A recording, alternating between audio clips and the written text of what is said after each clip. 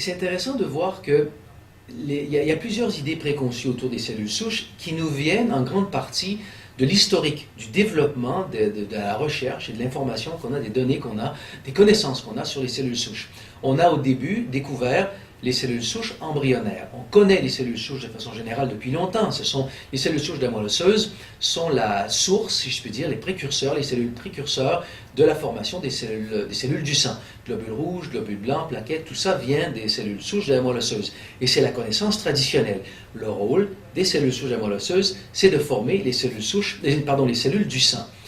Et là, ensuite, on a découvert les cellules souches embryonnaires et surtout, depuis qu'on a découvert en 98 la façon de les faire se proliférer, de les cultiver en laboratoire, c'est ça qui a été l'essor du champ de recherche contemporain des cellules souches embryonnaires.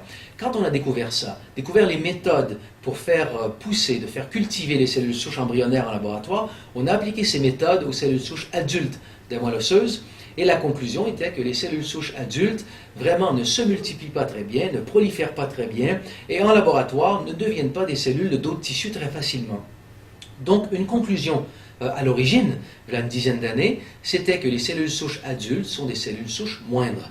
Les cellules souches embryonnaires fonctionnent beaucoup mieux que les cellules souches adultes. C'est là, je dirais, l'élément un peu l'idée préconçue, la plus difficile à renverser à cause de cette évolution historique. Alors qu'on sait très bien aujourd'hui qu'en fait, la différence principale entre cellules souches embryonnaires et cellules souches adultes, c'est que la cellule souche embryonnaire peut devenir cellule de n'importe quel tissu. Quand on l'injecte sous la peau, par exemple, elle va former un tératome, qui est un peu une tumeur qui contient des tissus d'à peu près tous les organes. Ça nous dit que cette cellule avait la capacité de devenir à peu près tous les tissus.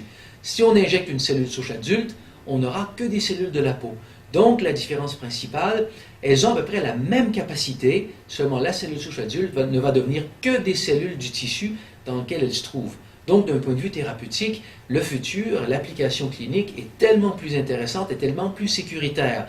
Mais cette idée que les cellules souches embryonnaires sont supérieures tient toujours au niveau de la littérature scientifique. Et cette idée que les cellules souches de la moelle osseuse ne peuvent devenir que des cellules du sang, c'est encore une idée qui nous vient de la science traditionnelle, complètement renversée par la science contemporaine, les études de quelques années, mais c'est des choses qui sont en fait pas des gros obstacles, parce que c'est tellement clair dans la littérature scientifique, et c'est le but du livre, en fait, d'éduquer à ce niveau-là, et de vraiment établir qu'est-ce qu'on sait aujourd'hui des cellules souches adultes, vraiment l'aspect qu'elles peuvent devenir des cellules de n'importe quel tissu, et leur application est supérieure en fait à l'utilisation des cellules souches embryonnaires.